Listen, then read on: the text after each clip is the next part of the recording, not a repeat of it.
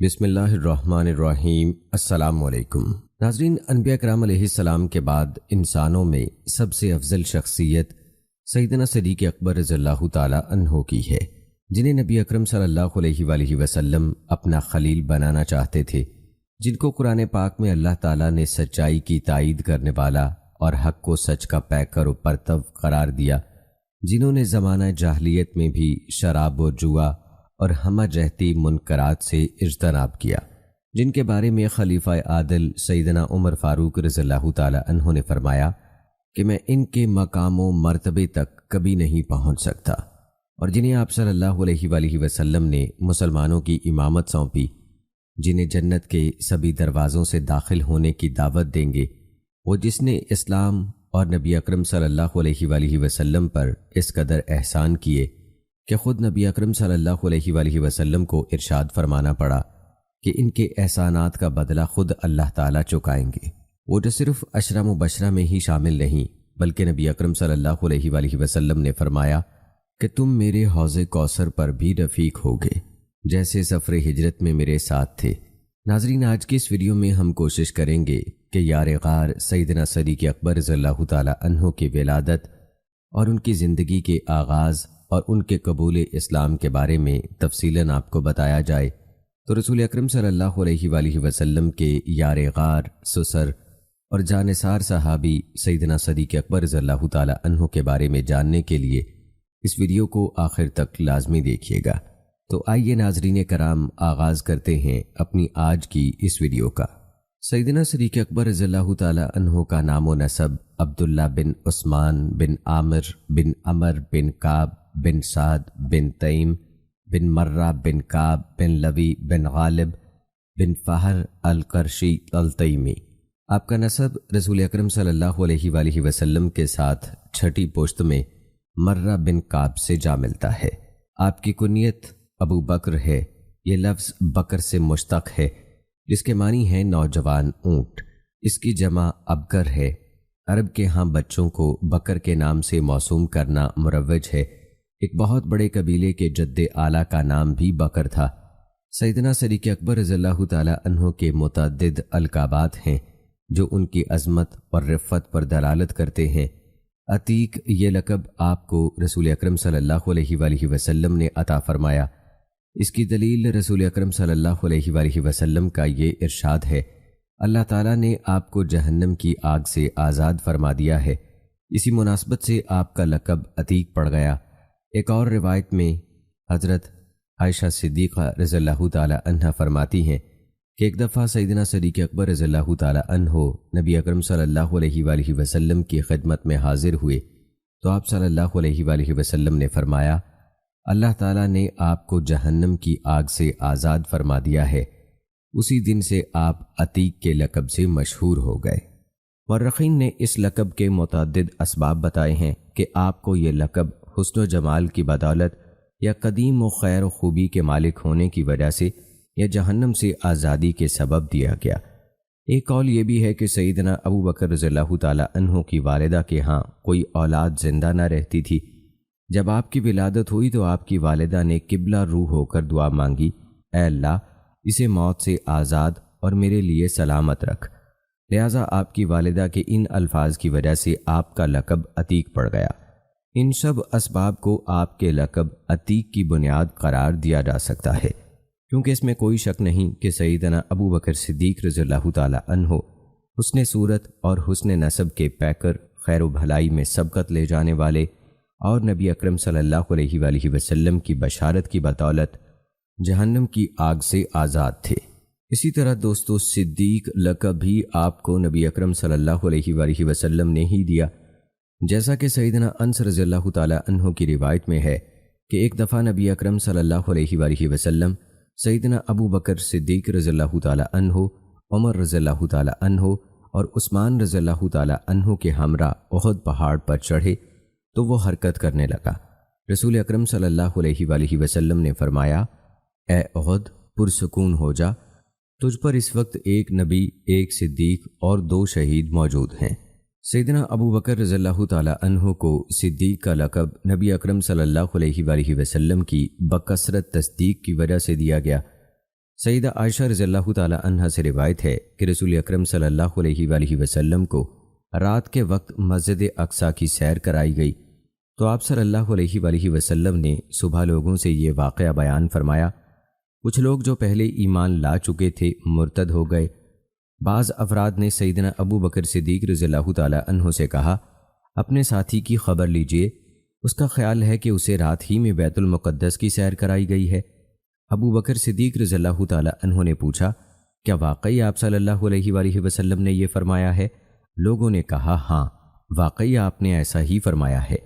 سیدنا ابو بکر صدیق رضی اللہ تعالی عنہ فوراً بولے، اگر یہ آپ صلی اللہ علیہ وآلہ وسلم ہی کا ارشاد ہے تو بالکل سچ ہے۔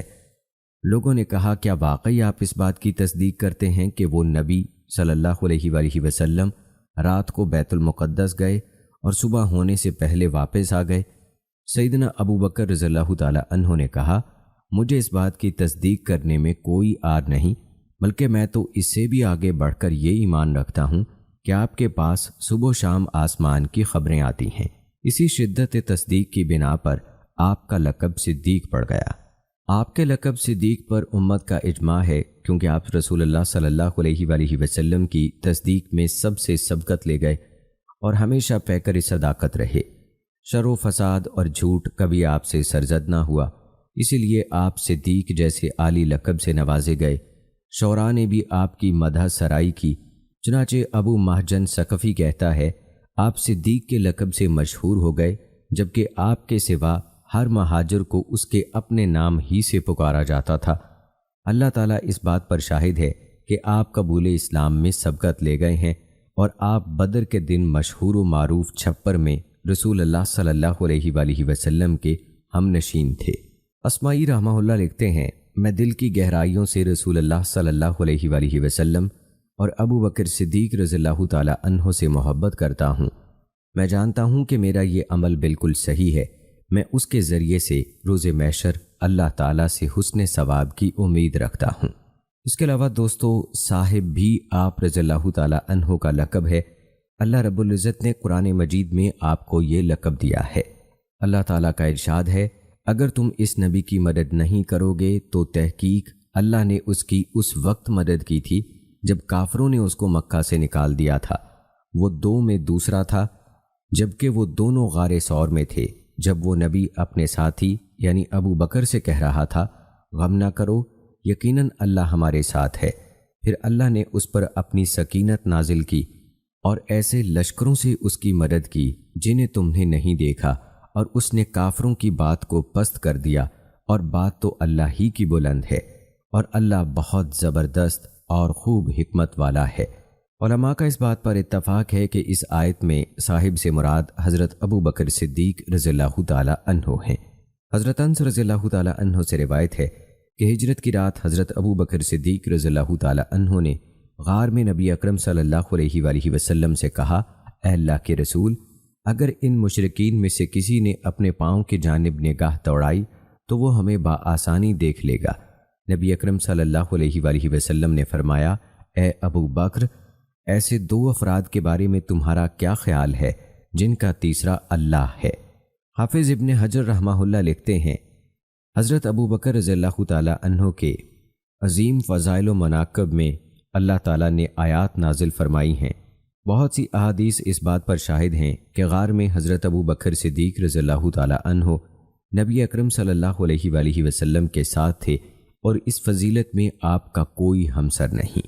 دوستو، اسی طرح آپ رضی اللہ تعالی عنہ کا ایک لقب التقا، یہ لقب اللہ عز و جل نے آپ کو بذریعہ قرآن حکیم دیا۔ اللہ تعالیٰ کا ارشاد ہے، اور بڑا متقی اس بھڑکتی آگ سے ضرور دور رکھا جائے گا۔ اس کے علاوہ دوستو، اواہ یہ بھی آپ کے القاب میں سے ہے۔ یہ لقب اللہ تعالیٰ سے خوف و خشیت پر دلالت کرتا ہے۔ امام ابراہیم رحمہ اللہ فرماتے ہیں، حضرت ابو بکر صدیق رضی اللہ تعالی عنہ کو ان کی نرم دلی اور مزاج میں رحمت و شفقت کے باعث اواہ کہا جاتا تھا۔ آئیے دوستو، اب تذکرہ کرتے ہیں آپ رضی اللہ تعالی عنہ کی ولادت اور آپ کے حلیہ مبارک کا۔ جہاں تک آپ کے حلیہ مبارک کا تعلق ہے تو کہا جاتا ہے کہ آپ سفید رنگت، چست اور نحیف بدن کے مالک تھے۔ قیس بن ابی حازم کا بیان ہے کہ میں حضرت ابو بکر صدیق رضی اللہ تعالی عنہ کی خدمت میں حاضر ہوا۔ آپ چست اور نحیف جسم اور سفید رنگت والے آدمی تھے۔ سیرت نگاروں نے مختلف راویوں سے آپ کا حلیہ مبارک یوں بیان کیا ہے: آپ سفید زردی مائل رنگت، خوبصورت قد و قامت، نازک بدن، جھکتی ہوئی کمر، پتلے چہرے، چھوٹی آنکھوں، اٹھے ہوئے بانسے اور تنگ نتنوں والی ناک، پتلی پنڈلیوں، مضبوط رانوں، ابھری ہوئی پیشانی کے مالک تھے۔ آپ کی انگلیوں کے جوڑ نمایاں تھے۔ آپ اپنے سفید بالوں اور داڑھی کو مہندی سے رنگ دیتے تھے۔ اور دوستو، اگر بات کی جائے کنبہ و قبیلے اور خاندان کی، تو آپ کے والد کا نام عثمان بن عامر بن عمر اور کنیت ابو قحافہ تھی۔ فتح مکہ کے موقع پر مسلمان ہوئے۔ حضرت ابو بکر صدیق رضی اللہ تعالی عنہ انہیں اپنے ساتھ لے کر رسول اللہ صلی اللہ علیہ وآلہ وسلم کی خدمت میں حاضر ہوئے۔ آپ صلی اللہ علیہ وآلہ وسلم نے انہیں دیکھ کر فرمایا: اے ابو بکر، آپ انہیں رہنے دیتے، ہم خود ہی ان کے پاس چلے آتے۔ حضرت ابو بکر رضی اللہ تعالی عنہ نے عرض کیا: اے اللہ کے رسول، انہی کا حق بنتا تھا کہ آپ کے پاس آئیں۔ ابو قحافہ مسلمان ہو گئے اور انہوں نے رسول اکرم صلی اللہ علیہ وآلہ وسلم کے ہاتھ پر بیعت کی۔ ایک روایت میں ہے کہ آپ صلی اللہ علیہ وآلہ وسلم نے حضرت ابو بکر صدیق رضی اللہ تعالی عنہ کو ان کے والد کے اسلام کی بشارت دی تھی۔ ابو قحافہ کے سر کے بال سفیدی میں سغامہ ایک سفید بوٹی کی مانند تھے۔ نبی اکرم صلی اللہ علیہ وآلہ وسلم نے ابو بکر صدیق رضی اللہ تعالی عنہ سے فرمایا: ان کے بالوں کی رنگت بدل دو۔ اس روایت میں نبی اکرم صلی اللہ علیہ وآلہ وسلم کی طرف سے بڑی عمر کے لوگوں کی توقیر و احترام کی عمدہ مثال ملتی ہے۔ اس کی تاکید آپ صلی اللہ علیہ وآلہ وسلم نے اپنے اس ارشاد گرامی میں بھی فرمائی ہے: جو چھوٹوں پر شفقت اور بڑوں کی عزت و توقیر نہیں کرتا، وہ ہم میں سے نہیں۔ حضرت ابو بکر صدیق رضی اللہ تعالی عنہ کی والدہ کا نام و نسب سلمہ بنت صخر بن عمر بن کعب بن سعد بن تیم اور کنیت ام الخیر تھی۔ آغاز اسلام ہی میں مشرف با اسلام ہوئیں۔ آپ رضی اللہ تعالی عنہ کی بیویوں کی تعداد 4 تھی، جن سے آپ کے 3 بیٹے اور 3 بیٹیاں پیدا ہوئیں۔ قتیلہ کے قبول اسلام کے بارے میں اختلاف ہے۔ عبداللہ اور اسما کی والدہ تھیں۔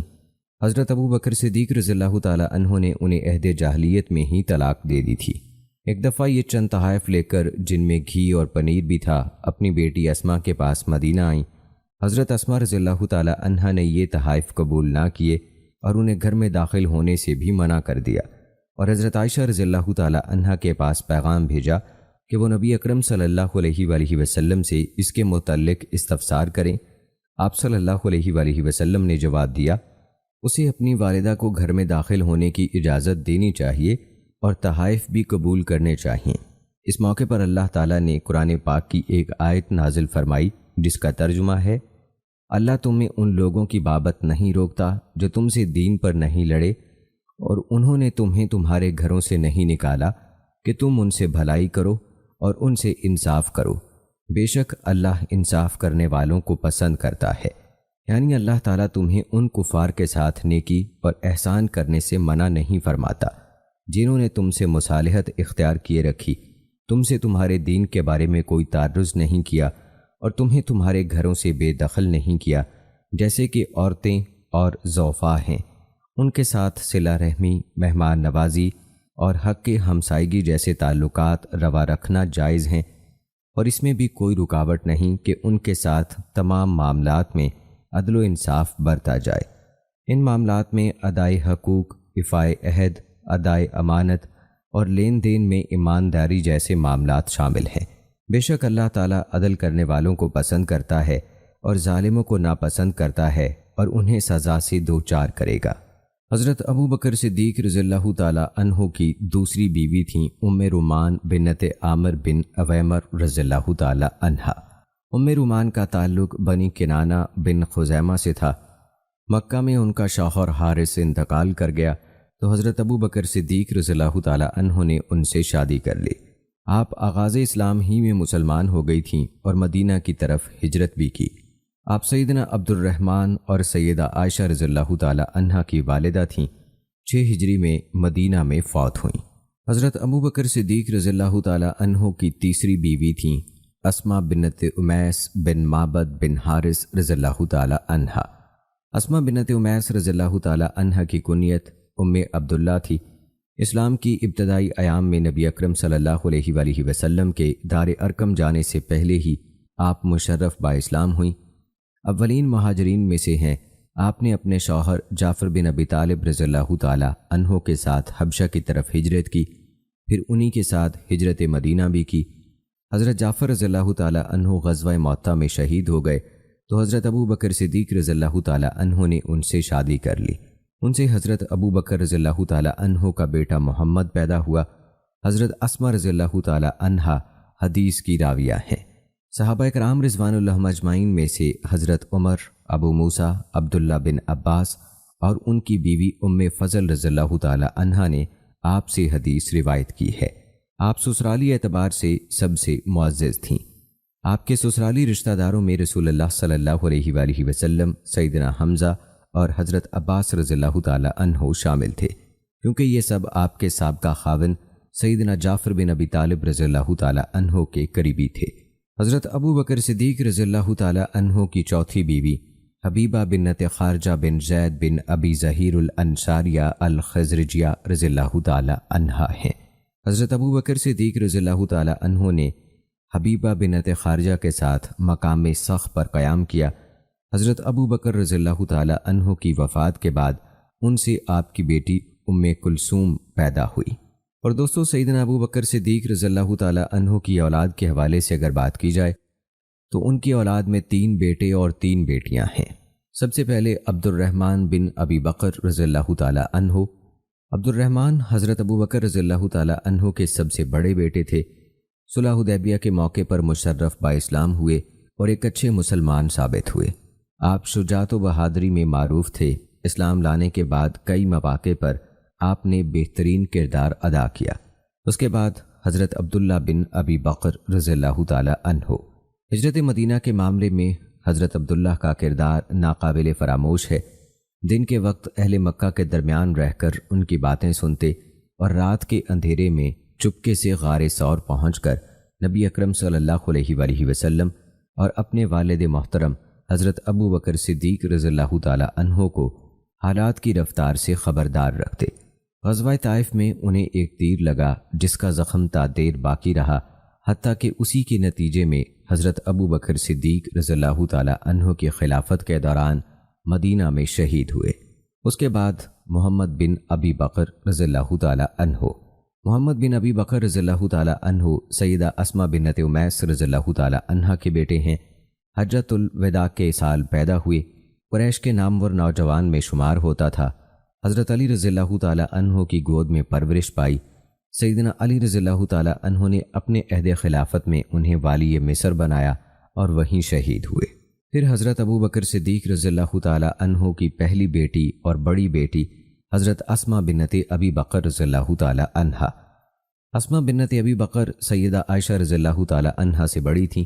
رسول اکرم صلی اللہ علیہ وآلہ وسلم نے ان کا نام ذات النطاقین رکھا۔ اس کا سبب یہ تھا کہ انہوں نے ہجرت کے موقع پر نبی اکرم صلی اللہ علیہ وآلہ وسلم اور اپنے والد کے لیے کھانا تیار کیا۔ جب کھانے کی پوٹلی اور مشکیزے کو باندھنے کے لیے کچھ نہ ملا تو سیدنا ابو بکر صدیق رضی اللہ تعالی عنہ کے کہنے پر اپنے کمر بند کو پھاڑ کر ایک حصے سے کھانے کی پوٹلی باندھی اور دوسرے حصے سے مشکیزہ باندھا۔ اسی مناسبت سے ان کا نام ذات النطاقین پڑ گیا۔ حضرت اسما رضی اللہ تعالی عنہا سیدنا زبیر بن عوام رضی اللہ تعالی عنہ کی بیوی تھیں۔ ہجرت مدینہ کے موقع پر حاملہ تھیں۔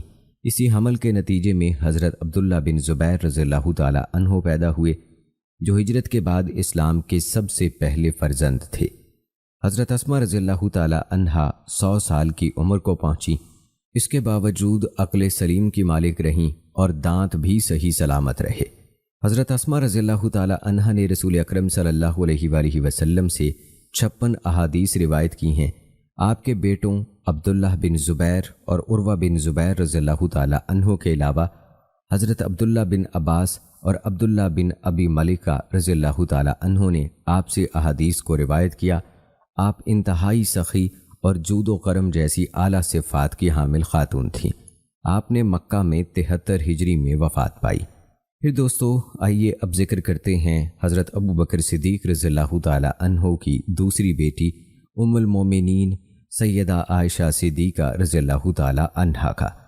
رسول اکرم صلی اللہ علیہ وآلہ وسلم سے نکاح کے وقت سیدہ عائشہ صدیقہ رضی اللہ تعالی عنہا کی عمر 6 سال اور رخصتی کے وقت 9 سال تھی۔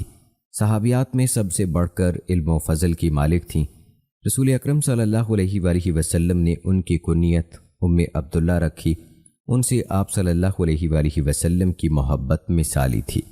امام شعبی بیان کرتے ہیں کہ امام مسروق جب حضرت عائشہ رضی اللہ تعالی عنہا سے کوئی حدیث روایت کرتے تو کہتے، مجھے صدیقہ بنت صدیق جن کی برات اللہ تعالیٰ نے آسمان سے نازل فرمائی اور جو رسول اکرم صلی اللہ علیہ وآلہ وسلم کی سب سے محبوب بیوی تھیں، نے روایت بیان کی ہے۔ حضرت عائشہ رضی اللہ تعالی عنہا سے مروی احادیث کی تعداد 2210 ہے۔ ان میں سے 174 احادیث بخاری و مسلم کے درمیان متفق علیہ ہیں، جبکہ صحیح بخاری میں 54 احادیث اور صحیح مسلم میں 69 احادیث ان کے علاوہ ہیں۔ حضرت عائشہ رضی اللہ تعالی عنہا 63 سال اور چند ماہ عمر پا کر 57 ہجری میں فوت ہوئیں۔ آپ کی کوئی اولاد نہیں تھی۔ پھر باری آتی ہے دوستو حضرت ابو بکر صدیق رضی اللہ تعالی عنہ کی بیٹی ام کلثوم بنت ابی بکر رضی اللہ تعالی عنہا کی۔ ام کلثوم کی والدہ کا نام حبیبہ بنت خارجہ تھا۔ سیدنا ابو بکر صدیق رضی اللہ تعالی عنہا نے سیدہ عائشہ رضی اللہ تعالی عنہا سے اپنی وفات کے وقت کہا، میں تمہارے 2 بھائی اور 2 بہنیں چھوڑے جا رہا ہوں۔ حضرت عائشہ نے سوال کیا، اپنی بہن اسما کو تو میں جانتی ہوں، یہ دوسری کون ہے؟ آپ نے فرمایا، یہ بنت خارجہ کا حمل ہے اور میرے دل میں یہ بات ڈالی گئی ہے کہ وہ لڑکی پیدا ہوگی۔ حضرت ابو بکر صدیق رضی اللہ تعالی عنہ کے خیال کے عین مطابق آپ کی وفات کے بعد لڑکی ہی پیدا ہوئی۔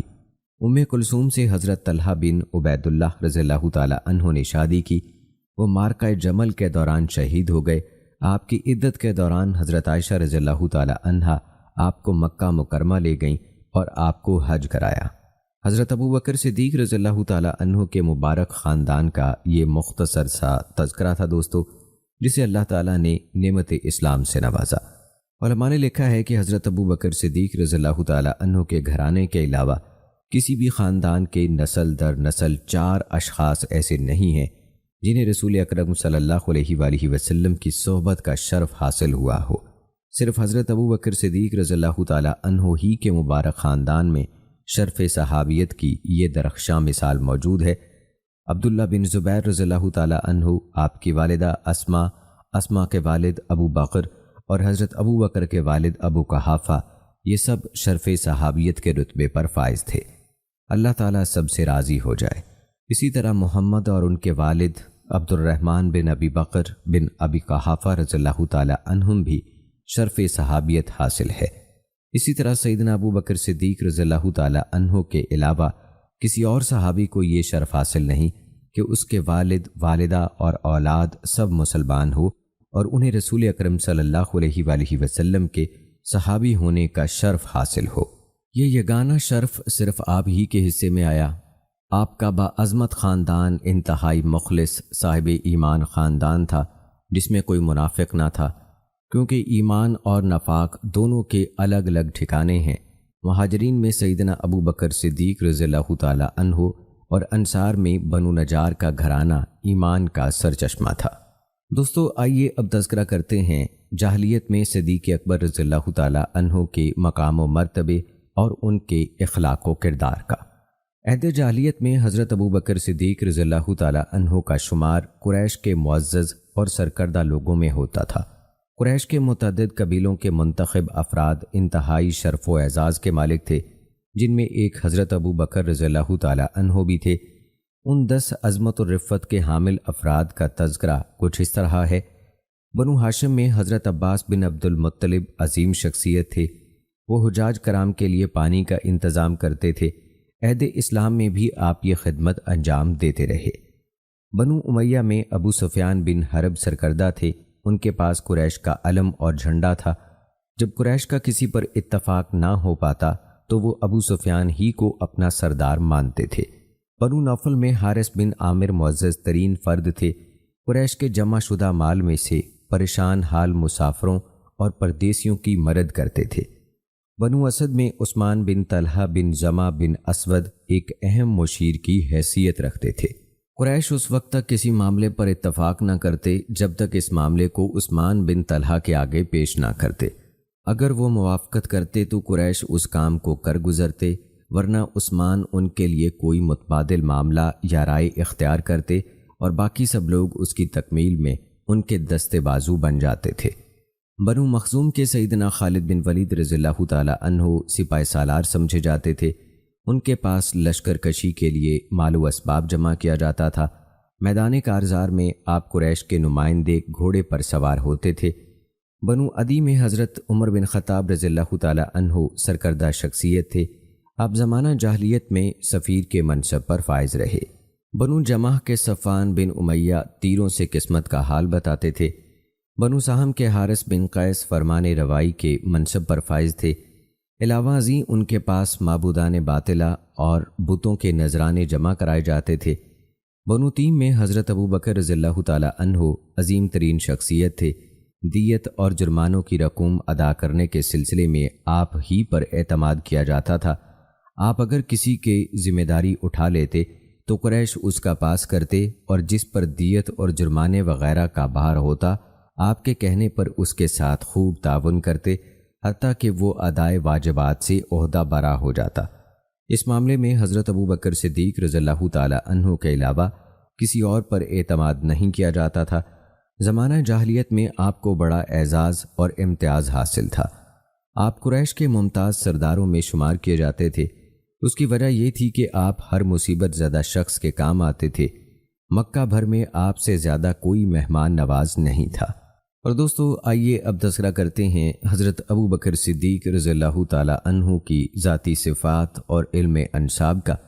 سیدنا ابو بکر صدیق رضی اللہ تعالی عنہ انساب اور اخبار عرب کے بہت بڑے عالم تھے۔ اس فن میں آپ کی مہارت کا یہ عالم تھا کہ آپ اس علم میں سیدنا عقیل بن ابی طالب رضی اللہ تعالی عنہ جیسے ماہرین علم انساب کے استاد تھے۔ آپ میں ایک بڑی خوبی یہ بھی تھی کہ آپ کسی کے نسب کو بیان کرتے ہوئے کسی کا عیب ظاہر کرنے کی بجائے ستر پوشی سے کام لیتے تھے۔ یقیناً آپ قریش میں بہترین نساب اور اس فن میں یگانہ روزگار تھے۔ حضرت عائشہ رضی اللہ تعالی عنہا سے روایت ہے کہ رسول اکرم صلی اللہ علیہ وآلہ وسلم نے فرمایا، ابو بکر قریش کے انساب کا سب سے زیادہ علم رکھنے والے ہیں۔ عہد جاہلیت میں حضرت ابو بکر صدیق رضی اللہ تعالی عنہ تجارت کرتے تھے۔ آپ نے سرزمین شام سے بصرہ تک تجارت کی غرض سے دورہ کیا۔ اس کے علاوہ بھی آپ نے مختلف علاقوں کے تجارتی سفر کیے۔ آپ کے راس المال کا اندازہ 40,000 درہم لگایا گیا ہے۔ تجارت کے ساتھ ساتھ آپ انفاق فی سبیل اللہ اور جود و کرم جیسی صفات میں بے نظیر تھے۔ ابن اسحاق نے بیان کیا ہے کہ آپ کی قوم کے لوگ آپ سے بہت محبت کرتے تھے اور آپ کے شرف و فضل اور عمدہ اخلاق کے معترف تھے۔ آپ کے علم، فن، تجارت اور حسن سلوک کی وجہ سے لوگ بڑی عقیدت و احترام کے ساتھ آپ کی خدمت میں آتے تھے۔ جب آپ حبشہ کی طرف ہجرت کی غرض سے جا رہے تھے تو ابن دغنہ نے آپ رضی اللہ تعالی عنہ سے کہا، آپ محتاج لوگوں کی ضروریات پوری کرتے ہیں، صلہ رحمی کرتے ہیں، درماندہ اور غریب لوگوں کے قرض کے اور دوسرے بوجھ اپنے سر لیتے ہیں اور حق کی راہ میں پیش آنے والے مصائب میں لوگوں کی مدد کرتے ہیں۔ حافظ ابن حجر رحمہ اللہ نے ابن دغنہ کے قول پر یہ تشریحی جملے لکھے ہیں۔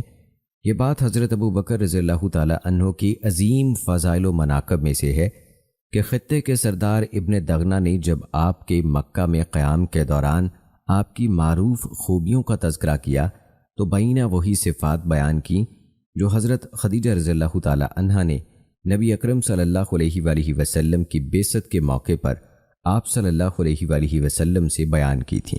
دونوں کی صفات کا مختلف زبانوں سے ایک جیسا اظہار و اعلان ہو جانا حسن اتفاق ہے، جو حضرت ابو بکر صدیق رضی اللہ تعالی عنہ کے عظیم شرف و فضل کی دلیل ہے، کیونکہ نبی اکرم صلی اللہ علیہ وآلہ وسلم کی صفات کامل ترین تھیں اور ابو بکر صدیق رضی اللہ تعالی عنہ بھی انہی صفات کا پیکر قرار دیے گئے تھے۔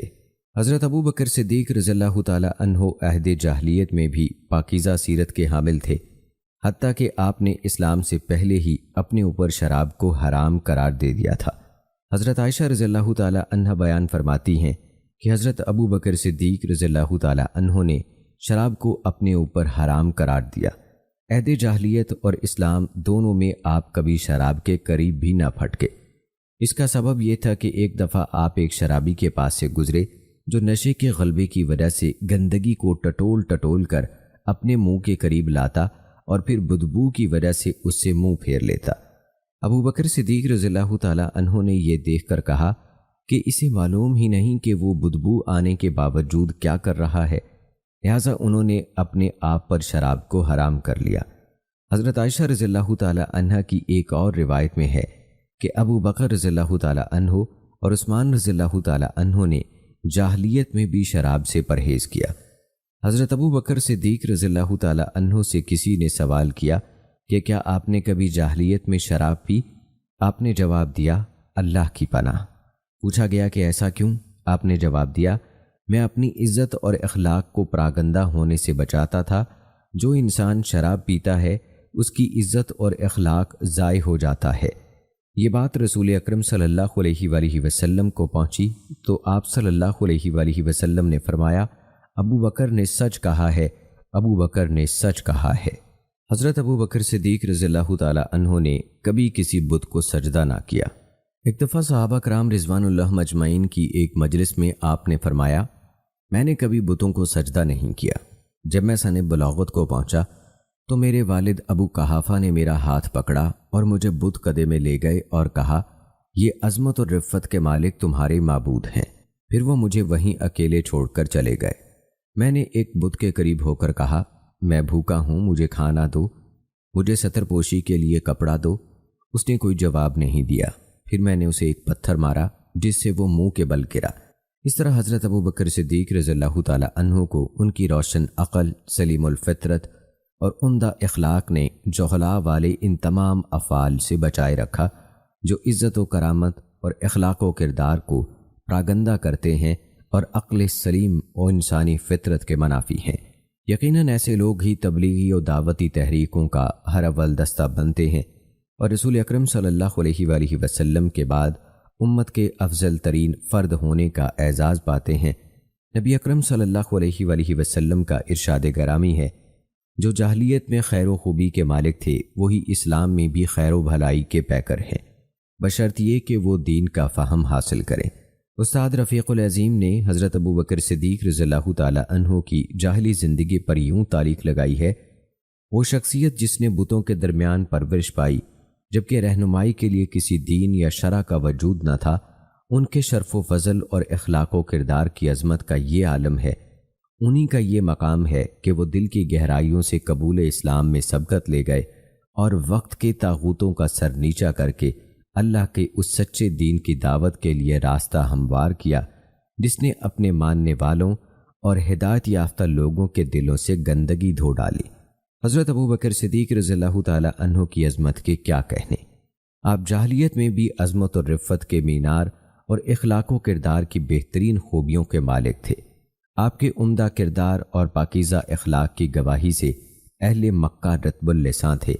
آپ کے قبول اسلام کے بعد بھی قریش میں سے کسی نے آپ کو کسی نقص و عیب کا طعنہ نہ دیا، جبکہ ضعیف مسلمانوں کی کردار کشی ان کا معمول تھا۔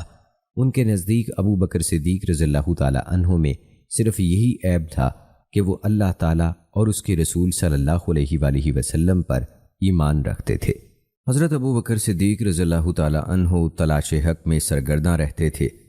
آپ کی زندگی کا مرکز و محور ایسے دین کی جستجو تھی جو فطرت سلیم اور عقل و بصیرت کے تقاضوں پر پورا اترتا ہو۔ تجارت پیشہ ہونے کی وجہ سے جزیرہ نما عرب کے مختلف علاقوں میں آپ کی آمد و رفت جاری رہتی تھی۔ جاہلیت میں مختلف ادیان و مذاہب خصوصاً عیسائیت کے ساتھ آپ کا گہرا تعلق رہا۔ توحید کے علمبردار اور سچے دین کے متلاشی گروہ کے ساتھ آپ کو انتہائی وابستگی تھی۔ حضرت ابو بکر صدیق رضی اللہ تعالی عنہ فرماتے ہیں کہ ایک دفعہ میں اور زید بن عمر بن نفیل کعبہ کے صحن میں بیٹھے ہوئے تھے کہ وہاں سے امیہ بن ابی سلط کا گزر ہوا۔ اس نے زید بن عمر سے پوچھا، اے بھلائی کے طالب، صبح کیسے کی؟ انہوں نے جواب دیا کہ خیر و سلامتی کے ساتھ۔ امیہ کہنے لگا، کیا خیر و بھلائی کو پا لیا؟ جواب دیا کہ نہیں۔ پھر امیہ بن ابی سلط نے شعر پڑھا، اللہ تعالیٰ نے جس دین کے حقیقی ہونے کا فیصلہ فرمایا ہے اس کے سوا سب ادیان روز قیامت بے فائدہ اور بیکار ہوں گے۔ پھر وہ کہنے لگا کہ وہ نبی جس کا انتظار ہے ہم میں سے ہوگا یا تم میں سے؟ حضرت ابو بکر صدیق رضی اللہ تعالیٰ عنہ کہتے ہیں کہ اس سے پہلے مجھے کسی نبی کے انتظار یا بعثت کا علم نہیں تھا۔ میں ورقہ بن نوفل کے پاس گیا، وہ اکثر آسمان کی طرف دیکھتے اور غور و فکر میں مشغول رہتے تھے۔ میں نے انہیں اپنی بات سنائی تو کہنے لگے، اے بھتیجے، ہم اہل کتاب اور اہل علم لوگ ہیں، میں اتنا بتا سکتا ہوں کہ جس نبی کا انتظار ہے وہ عربوں میں بہترین نسب والا ہوگا۔ میں انساب کا علم رکھتا ہوں اور تمہاری قوم بہترین نسب کی حامل ہے۔ میں نے پوچھا کہ وہ نبی کیا کہے گا؟ بتانے لگے کہ وہ وحی کے مطابق ہی کہے گا۔ ہاں یہ بتا دوں کہ نہ وہ ظلم کرے گا، نہ اس پر ظلم ہوگا، نہ وہ کسی ظالمانہ کارروائی میں شرکت کرے گا۔ پھر جب رسول اکرم صلی اللہ علیہ وآلہ وسلم کی بعثت ہوئی تو میں آپ پر ایمان لے آیا اور آپ کی تصدیق کی۔ ابو بکر صدیق رضی اللہ تعالیٰ عنہ امیہ بن ابی سلط کے جو پسندیدہ اشعار سناتے ہیں ان میں یہ اشعار بھی شامل تھے۔ خبردار، ہمارا نبی ہم میں سے ہے، وہ ہمیں ہماری تخلیق کے آغاز سے لے کر ہماری موت کے بعد تک کے حالات بیان کرتا ہے۔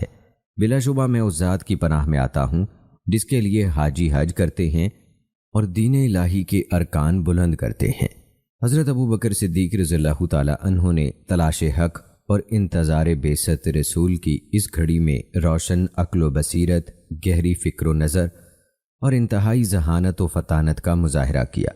اس کے لیے آپ نے عہد جاہلیت میں فطرت سلیم کے مالک اشخاص کے بہت سے اخبار و اشعار کو یاد کر لیا۔ ایک دفعہ رسول اکرم صلی اللہ علیہ وآلہ وسلم نے اپنے صحابہ سے پوچھا، کیا تم میں سے کس کو قص بن سعدہ کا کلام یاد ہے جو اس نے عکاظ کے بازار میں پڑھا تھا؟ صحابہ کرام رضوان اللہ اجمعین خاموش رہے۔ حضرت ابو بکر صدیق رضی اللہ تعالیٰ عنہ نے کہا، اے اللہ کے رسول، مجھے یاد ہے میں اس وقت عکاظ کے بازار میں موجود تھا۔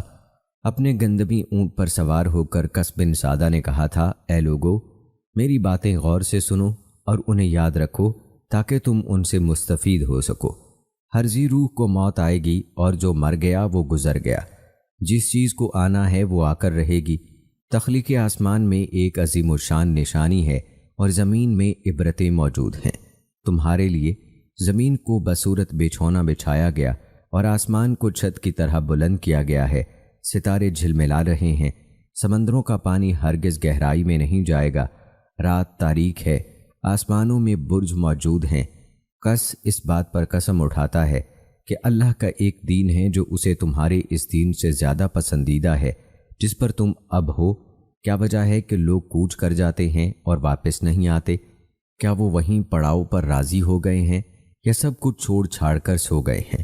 پھر اس نے یہ اشعار کہے، میں نے موت کی ایسی گھاٹیاں دیکھیں جن سے واپسی کا کوئی راستہ نہیں، اور میں نے اپنی قوم کے چھوٹے بڑے سبھی لوگوں کو دیکھا کہ اس کی طرف لپکتے جا رہے ہیں، تو مجھے یقین ہو گیا کہ بلا شبہ مجھے بھی وہیں جانا ہے جہاں میری قوم چلی گئی ہے۔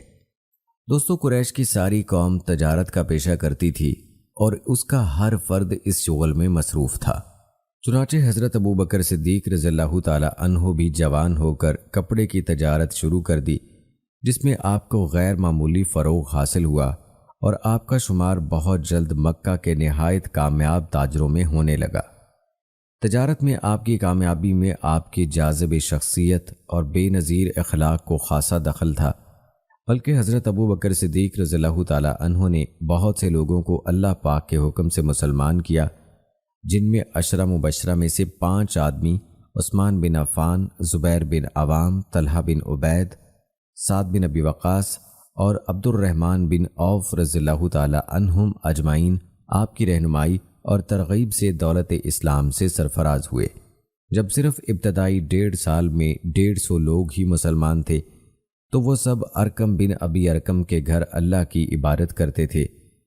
دوستو، حضرت ابو بکر صدیق رضی اللہ تعالی عنہ نے اسلام کی خاطر اپنا مال بھی خرچ کیا۔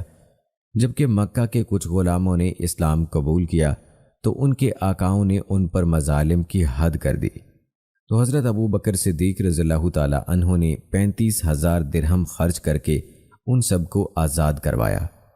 جبکہ آپ رضی اللہ تعالیٰ عنہ کے پاس کل رقم صرف 40,000 درہم تھی۔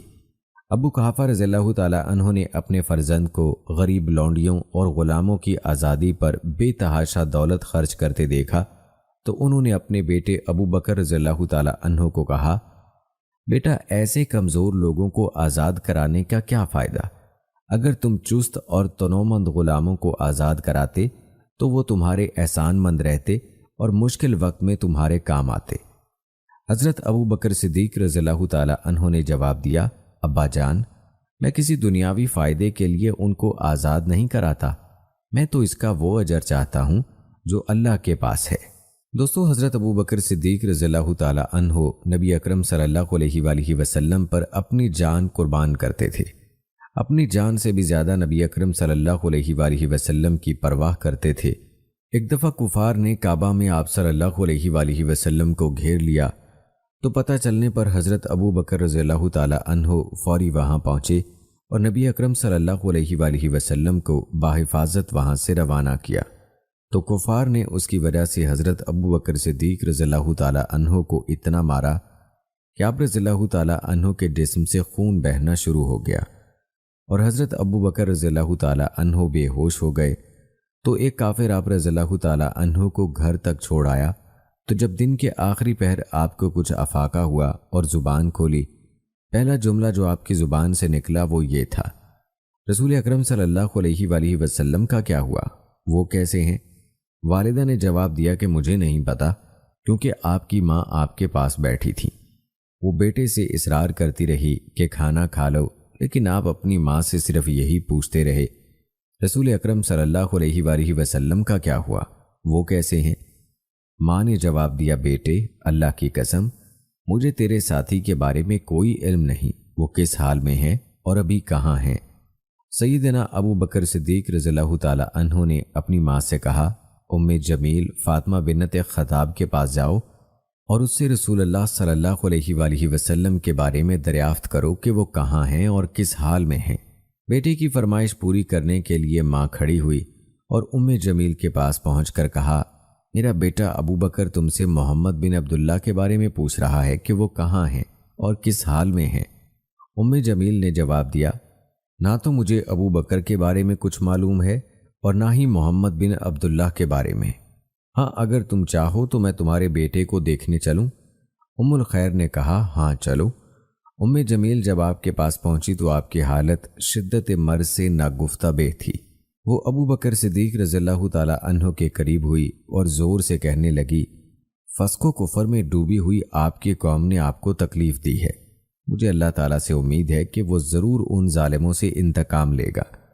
سیدنا ابو بکر رضی اللہ تعالیٰ عنہ کی زبان کھلی اور کہا، رسول اکرم صلی اللہ علیہ وآلہ وسلم کا کیا ہوا، وہ کیسے ہیں؟ ام جمیل نے کہا، یہ آپ کی ماں موجود ہیں، میں اگر کچھ بتاؤں گی تو وہ بھی سن لے گی۔ آپ نے کہا، کوئی بات نہیں، تمہیں سے کوئی خطرہ نہیں۔ ام جمیل نے بتایا، رسول اکرم صلی اللہ علیہ وآلہ وسلم بالکل صحیح سالم ہیں۔ ابو بکر رضی اللہ تعالیٰ عنہ نے پوچھا، وہ اب کہاں ہیں؟ ام جمیل نے کہا، دار ارقم میں ہیں۔ ابو بکر رضی اللہ تعالیٰ عنہ کہنے لگے، میں نے اللہ سے عہد کر لیا ہے کہ جب تک محمد کی خدمت میں حاضر نہ ہو جاؤں نہ کچھ کھاؤں گا نہ کچھ پیوں گا۔ تو حضرت ابو بکر رضی اللہ تعالیٰ عنہ کی خدمت میں حضور صلی اللہ علیہ وآلہ وسلم جب حاضر ہوئے تو نبی کریم صلی اللہ علیہ وآلہ وسلم نے حضرت ابو بکر رضی اللہ تعالیٰ عنہ کی حالت دیکھی تو آپ صلی اللہ علیہ وآلہ وسلم کی آنکھوں سے آنسو جاری ہو گئے۔ اس وقت آپ رضی اللہ تعالیٰ عنہ نے نبی کریم صلی اللہ علیہ وآلہ وسلم سے درخواست کی کہ یہ میری ماں ہے جو بلا شبہ اپنے بیٹے کے حق میں مہربان اور وفادار ہے، آپ کی ہستی مبارک ہے، آپ میری ماں کو اللہ کی طرف دعوت دیں اور اس کے حق میں دعائے خیر فرما دیں، ممکن ہے کہ اللہ تعالیٰ میری ماں کو آپ کی دعوت کی برکت سے جہنم کی آگ سے بچا دے۔ چنانچہ سیدنا ابو بکر رضی اللہ تعالیٰ عنہ کی خواہش پر رسول اکرم صلی اللہ علیہ وآلہ وسلم نے آپ کی ماں کے لیے دعا فرمائی۔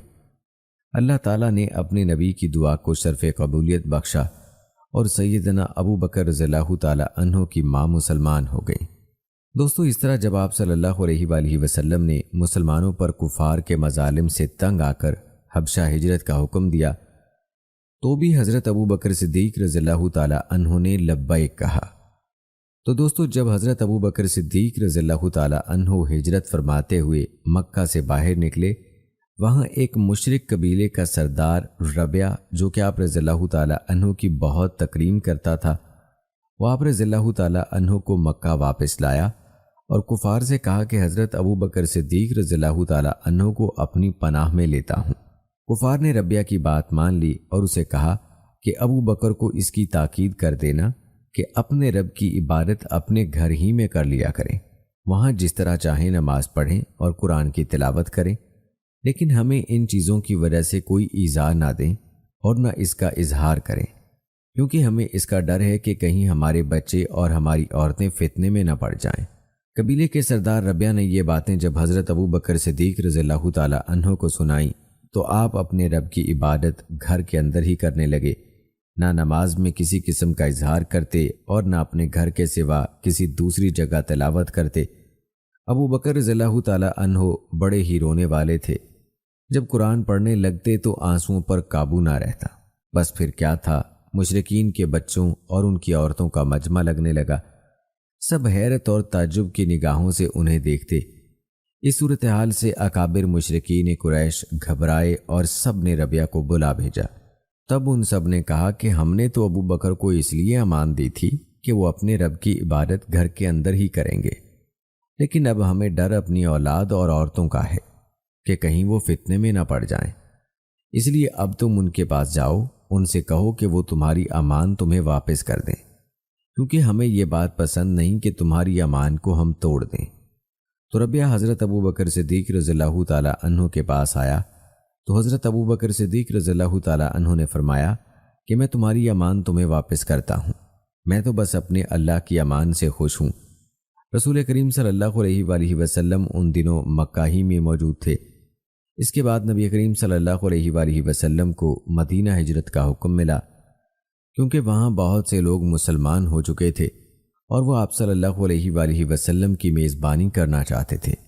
لیکن ہجرت سے پہلے ایک عظیم الشان واقعہ معراج النبی صلی اللہ علیہ وآلہ وسلم وقوع پذیر ہوا۔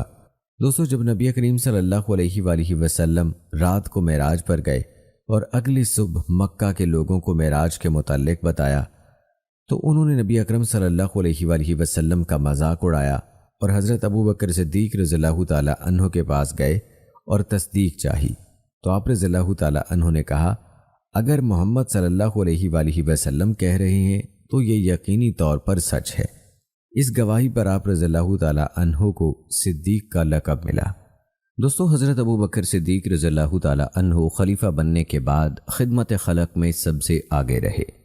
اس کے چند واقعات آپ کے ساتھ شیئر کرتے ہیں۔ حضرت ابو بکر صدیق رضی اللہ تعالی عنہ اپنے گھر کا کام اپنے ہاتھوں سے کرنے میں کوئی آر محسوس نہیں کرتے تھے۔ اکثر بھیڑ بکریاں خود ہی چرا لیتے تھے۔ محلے میں اگر کسی کا کام ہوتا تو وہ بھی کر دیا کرتے تھے۔ ناداروں کی مدد کرنے میں آپ رضی اللہ تعالی عنہ قلبی اور روحانی سکون محسوس کیا کرتے تھے۔ کمزوروں کا بوجھ اٹھایا کرتے تھے۔ آپ رضی اللہ تعالی عنہ مصیبت زدہ لوگوں کے کام آیا کرتے تھے، یہاں تک کہ جب آپ خلیفہ بنا دیے گئے تو پھر بھی آپ کے معمولات میں کوئی فرق نہیں آیا۔ جب آپ رضی اللہ تعالی عنہ منصب خلافت پر فائز ہوئے تو محلے میں ایک لڑکی کو یہ فکر ہوئی کہ حضرت ابو بکر صدیق رضی اللہ تعالی عنہ تو اب خلیفہ منتخب ہو گئے ہیں، اب ہماری مدد کون کرے گا، ہمارے کام کون انجام دے گا، ہماری بکریوں کا دودھ کون دوہے گا۔ اس لڑکی نے یہ گمان کیا کہ اپنے کام خود کرنا یا کسی اور کے کام کرنا خلیفہ وقت کے شایان شان نہیں ہے۔ خلیفہ یا بادشاہ کے سارے کام اس کے نوکر چاکر اور درباری کرتے ہیں، چاہے جائے کہ وہ اپنے کام خود کرے یا دوسروں کی بکریوں کا دودھ نکالے۔ لیکن قربان جائیے خلیفہ اول پر جب آپ رضی اللہ تعالی عنہ نے اس قسم کی بات سنی تو ارشاد فرمایا، اللہ کی قسم میں بکریاں دوہوں گا اور مجھے امید ہے کہ خلافت کا منصب مخلوق کی خدمت کرنے سے باز نہیں رکھے گا، بلکہ حضرت سیدنا عمر فاروق اعظم رضی اللہ تعالی عنہ رات کے وقت مدینہ منورہ کے کسی محلے میں رہنے والی ایک نابینا بوڑھی عورت کے گھریلو کام کاج کر دیا کرتے تھے۔ آپ رضی اللہ تعالی عنہ اس کے لیے پانی بھر لاتے اور اس کے تمام کام سر انجام دیتے۔ حسب معمول ایک مرتبہ بڑھیا کے گھر آئے تو دیکھ کر حیران رہ گئے کہ سارے کام ان کے پہلے سے ہی کوئی کر گیا تھا۔ بہرحال دوسرے دن تھوڑا جلدی آئے تو بھی وہی صورتحال تھی کہ سب کام پہلے ہی ہو چکے تھے۔ جب 2-3 دن ایسا ہوا تو آپ کو بہت تشویش ہوئی کہ ایسا کون ہے جو مجھ سے نیکیوں میں سبقت لے جاتا ہے۔ ایک روز آپ دن میں ہی آ کر کہیں چھپ گئے۔ جب رات ہوئی تو دیکھا کہ خلیفہ وقت امیر المومنین حضرت سیدنا صدیق اکبر رضی اللہ تعالی عنہ تشریف لائے اور اس نابینا بڑھیا کے سارے کام کر دیے۔ آپ رضی اللہ تعالی عنہ بڑے حیران ہوئے کہ خلیفہ وقت ہونے کے باوجود آپ اس بوڑھی خاتون کے تمام امور خوش دلی سے انجام دے رہے ہیں۔ ارشاد فرمایا، حضرت سیدنا ابو بکر صدیق رضی اللہ تعالی عنہ مجھ سے نیکیوں میں سبقت لے جاتے ہیں۔ دوستو، حضرت ابو بکر صدیق رضی اللہ تعالی عنہ انتہائی نیک انسان تھے۔ سرکاری مال کا ایک پیسہ خود پر خرچ نہ کرتے تھے۔ دوستو، آپ رضی اللہ تعالی عنہ نے حضرت عمر رضی اللہ تعالی عنہ کو اپنا جانشین منتخب کیا تو لوگوں نے کہا کہ عمر بہت سخت مزاج ہیں، تو آپ نے جواب دیا، ان پر جب بار خفت پڑے گا تو خود بخود نرم طبیعت ہو جائیں گے۔ دوستو، مختلف روایات سے معلوم ہوتا ہے کہ حضرت ابو بکر صدیق رضی اللہ تعالی عنہ نے 5 شادیاں کی تھیں۔ حضرت ابو بکر رضی اللہ تعالی عنہ کی ایک بیوی ام بکر تھی۔ ام بکر کا تعلق قبیلہ بنو قلب سے تھا۔ انہوں نے اسلام کو قبول کرنے سے انکار کیا، جس کی وجہ سے آپ رضی اللہ تعالی عنہ نے ام بکر کو طلاق دے دی۔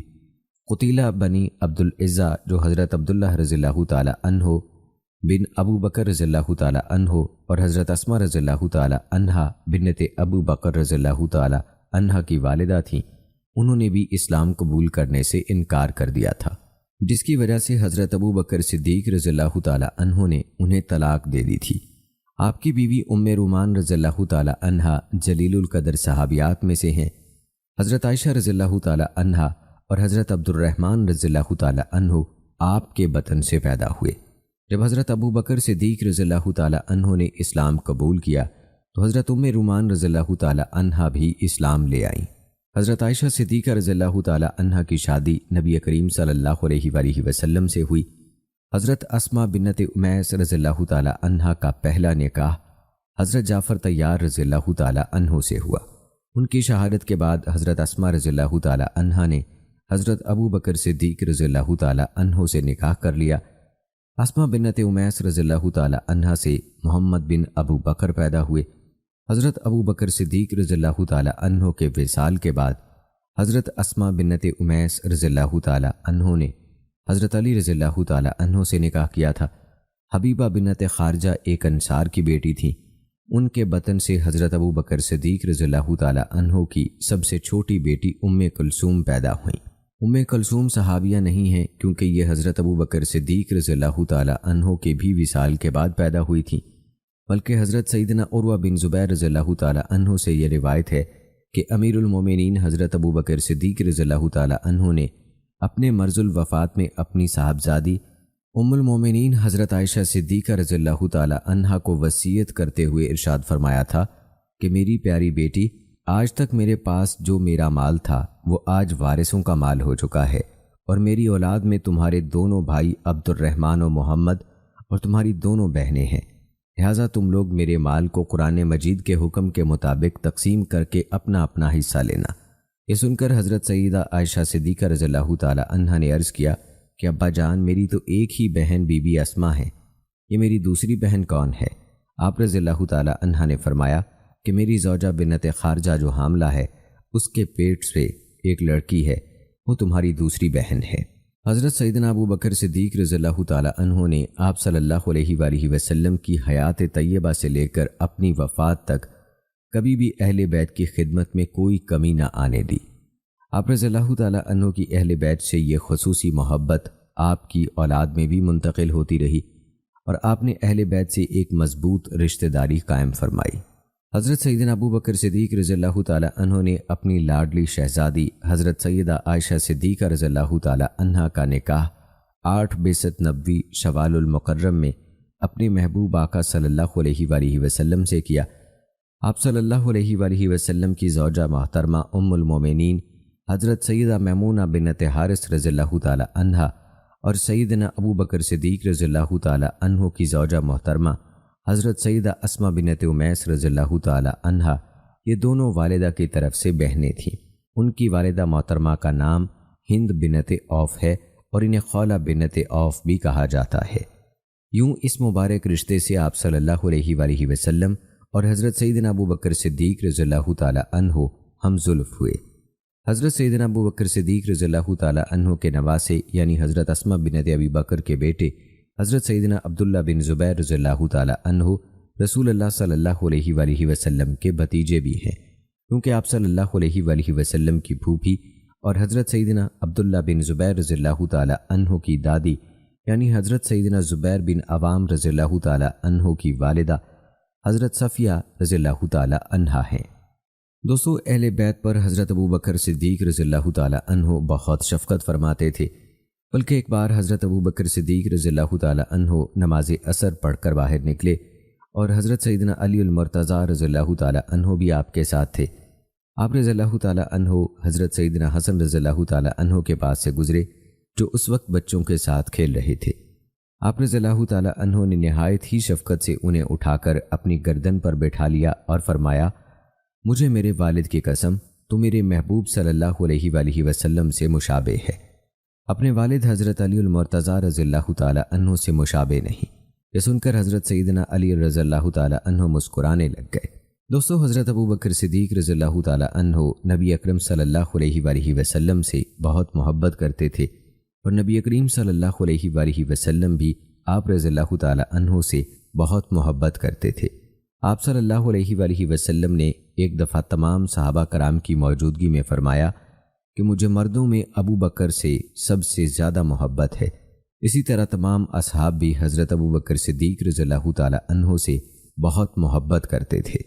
نبی کریم صلی اللہ علیہ وآلہ وسلم جب اصحاب کے ساتھ بیٹھے ہوتے تو اصحاب حضرت ابو بکر صدیق رضی اللہ تعالی عنہ کے آنے پر ان کے لیے جگہ چھوڑ دیتے اور پھر جس طرف آپ رضی اللہ تعالی عنہ بیٹھے ہوتے اس طرف نبی کریم صلی اللہ علیہ وآلہ وسلم بھی اپنا چہرہ مبارک پھیر لیتے۔ دوستو، اب آپ کو حضرت ابو بکر صدیق رضی اللہ تعالی عنہ کے چند اقوال سناتے ہیں جس پر نصیحت اثر نہ کرے سمجھ لو اس کا دل ایمان سے خالی ہے۔ جو اللہ کے کاموں میں لگ جاتا ہے اللہ اس کے کاموں میں لگ جاتا ہے۔ آنکھ دل کا دروازہ ہے، اس کی حفاظت کرو کہ تمام آفات اسی راستے سے داخل ہوتی ہیں۔ گناہ سے توبہ کرنا واجب ہے مگر گناہ سے بچنا واجب تر ہے۔ علم پیغمبروں کی میراث ہے اور فرعون و قارون کی میراث مال ہے۔ بدبخت ہے وہ شخص جو خود تو مر جائے لیکن اس کا گناہ نہ مرے۔ سائل کا حق ہے کہ اس کا جواب دیا جائے اور اچھا جواب دینا اچھے اخلاق کا تقاضا ہے۔ حضرت ابو بکر صدیق رضی اللہ تعالی عنہ نے فرمایا، اندھیرے 5 قسم کے ہیں اور ان کے چراغ بھی 5 قسم کے ہیں۔ نمبر 1، قبر اندھیرا ہے، اس کا چراغ لا الہ الا اللہ محمد الرسول اللہ ہے۔ نمبر 2، دنیا کی محبت اندھیرا ہے، اس کا چراغ تقویٰ ہے۔ نمبر 3، پل صراط اندھیرا ہے، اس کا چراغ یقین ہے۔ نمبر 4، گناہ اندھیرا ہے، اس کا چراغ توبہ ہے۔ نمبر 5، آخرت اندھیرا ہے، اس کا چراغ نیک عمل ہے۔ اس دن پر رو جب تیری عمر کا گزر گیا اور اس میں نیکی نہیں کی۔ زبان کو شکوے سے روک، خوشی کی زندگی عطا ہوگی۔ پاک ہے وہ ذات جس نے اپنے بندوں کے لیے اپنی معرفت کی طرف سوائے اعتراف و عجز کے اور کوئی راستہ نہیں رکھا۔ شریف آدمی علم کی دولت حاصل کر کے متواضع ہو جاتا ہے اور شریر متکبر۔ اخلاص یہ ہے کہ اعمال کا عوض نہ چاہا جائے۔ طالب دین عمل میں زیادتی کرتا ہے اور طالب دنیا علم میں۔ صدقہ فقیر کے سامنے عاجزی سے باادب پیش کر، کیونکہ خوش دلی سے صدقہ دینا قبولیت کا نشان ہے۔ عبادت ایک پیشہ ہے، دکان اس کی خلوت ہے۔ راس المال اس کا تقویٰ ہے اور نفع اس کا جنت ہے۔ جسے رونے کی طاقت نہ ہو وہ رونے والوں پر رحم ہی کر لیا کرے۔ لوگوں کے اندر کی باتوں کو ہرگز نہ کھولنا بلکہ ان کے ظاہری اعمال پر اکتفا کر لینا اور اپنے کام میں پوری محنت کرنا۔ جب کچھ لوگ ایسے لوگوں کے سامنے گناہ کریں جو ان سے زیادہ طاقتور اور با اثر ہوں اور وہ انہیں ان برے کاموں سے نہ روکیں تو ان سب پر اللہ تعالیٰ ایسا عذاب نازل فرمائیں گے جسے ان سے نہیں ہٹائیں گے۔ سب سے بڑی عقل مندی تقویٰ ہے اور سب سے بڑی حماقت فسق و فجور ہے۔ اس ذات کی قسم جس کے قبضے میں میری جان ہے، اگر تم تقویٰ اور پاک دامنی اختیار کرو تو تھوڑا ہی عرصہ گزرے گا کہ تمہیں پیٹ بھر کر روٹی اور گھی ملنے لگے گا۔ جس کا سرمایہ دنیا ہے اس کے دین کا نقصان زبانیں بیان کرنے سے عاجز ہے۔ تو دنیا میں رہنے کے سامانوں میں لگا ہے اور دنیا تجھے اپنے سے نکالنے میں سرگرم ہے۔ خلقت سے تکلیف دور کر کے خود اٹھا لینا حقیقی سخاوت ہے۔ انسان ضعیف ہے، تعجب ہے کہ وہ کیوں کر خدائے قوی کی نافرمانی کرتا ہے۔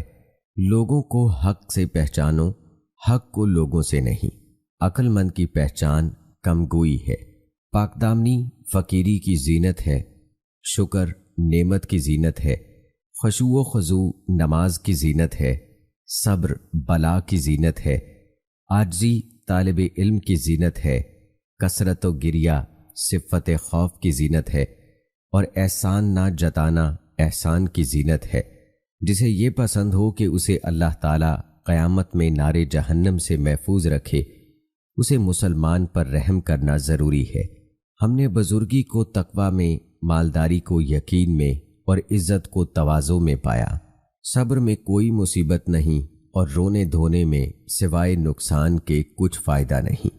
ناظرین، یقین کیجئے امت مسلمہ اس بات پر متفق ہے کہ انبیاء و مرسلین علیہ السلام کے بعد تمام انسانیت میں سب سے افضل و اشرف ساخت خلیفہ اول حضرت ابو بکر صدیق رضی اللہ تعالی عنہ کی ہے۔ آپ کے فضائل و مناقب کے بیان کسی سمندر جیسے علم اور پہاڑوں جیسا فضل درکار ہے، مگر یہ بات آپ کے شرف کے لیے کافی ہے کہ نبی اکرم صلی اللہ علیہ وآلہ وسلم کی حیات طیبہ میں جو شخصیت اسلام کی خدمت میں سب سے زیادہ پیش رہی، جس کی جان، مال اور خاندان نے سب سے زیادہ نبی رحمت کو نفع پہنچایا، وہ آپ ہی کی ذات گرامی ہے۔ آپ کی ذات شرافت و نجابت اور اسلام میں آپ کے مرتبہ و کمال سے ہر معمولی علم رکھنے والا مسلمان بھی بخوبی واقف ہے۔ اسلام سے پہلے بھی بت پرستی اور شراب نوشی سے اجتناب سب سے پہلے قبول اسلام کا شرف واقعہ ہجرت میں آپ صلی اللہ علیہ وآلہ وسلم کے ہمراہی، ہر رائے میں نبی اکرم صلی اللہ علیہ وآلہ وسلم کے ساتھ فطری اتفاق و اتحاد، مصلی رسول صلی اللہ علیہ وآلہ وسلم پر آپ کی حیات طیبہ میں 17 نمازوں کی امامت، خلافت بلا فصل کا مرتبہ، مرتدین و منکرین زکوٰۃ کے ساتھ قتال اور جمع قرآن ایسے اعزازات ہیں جن کو مسلمان کا بچہ بچہ جانتا اور مانتا ہے۔ سیدنا انس بن مالک رضی اللہ تعالی عنہ سے روایت ہے کہ نبی اکرم صلی اللہ علیہ وآلہ وسلم مہاجرین و انصار صحابہ کرام رضوان اللہ اجمعین کی مجلس میں تشریف لایا کرتے۔ صحابہ کرام بیٹھے ہوتے اور ان میں سیدنا صدیق اکبر رضی اللہ تعالی عنہ اور سیدنا عمر رضی اللہ تعالی عنہ بھی موجود ہوتے۔ ان صحابہ کرام رضوان اللہ اجمعین میں سے کوئی بھی آپ صلی اللہ علیہ وآلہ وسلم کی طرف نظریں اٹھا کر نہیں دیکھتا تھا سوائے سیدنا صدیق اکبر رضی اللہ تعالی عنہ اور سیدنا عمر رضی اللہ تعالی عنہ کے۔ بس یہ دونوں نبی اکرم صلی اللہ علیہ وآلہ وسلم کی طرف دیکھا کرتے اور نبی اکرم صلی اللہ علیہ وآلہ وسلم ان دونوں کی طرف دیکھا کرتے۔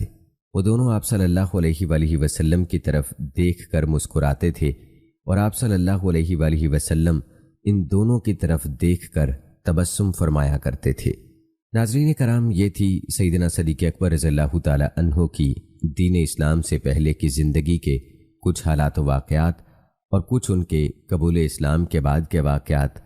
اللہ تعالیٰ سے دعا ہے کہ اللہ ہمیں سیدنا صدیق اکبر رضی اللہ تعالی عنہ جیسا ایمان عطا کر دے، جیسی محبت سیدنا صدیق اکبر رضی اللہ تعالی عنہ کو اللہ کے رسول صلی اللہ علیہ وآلہ وسلم سے تھی، ایسی محبت ہمیں بھی نبی اکرم صلی اللہ علیہ وآلہ وسلم سے عطا ہو جائے، اور اللہ تعالی ہمیں دین کا بڑا عالم بنا دے، اور اللہ تعالی ہم سب سے دین کی دعوت کا کام لے لے۔ آمین ثم آمین یا رب العالمین۔